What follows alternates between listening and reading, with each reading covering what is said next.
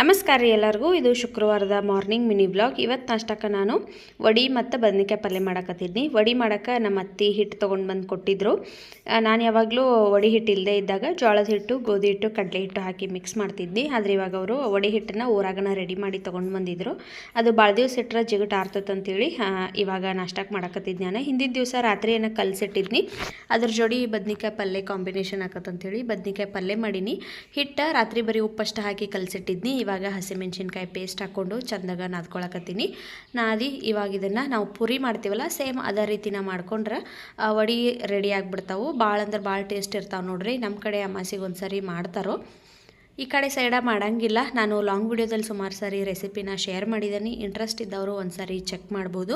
ಇವಾಗ ನಾಷ್ಟಕ್ಕೆ ನೋಡ್ರಿ ಜೋಳದ ವಡಿ ಮತ್ತು ಬದ್ನಿಕಾಯಿ ಪಲ್ಯ ರೆಡಿ ಆಗೈತಿ. ಈ ವ್ಲಾಗ್ ಇಷ್ಟ ಆದ್ರೆ ಒಂದು ಲೈಕ್ ಮಾಡಿರಿ.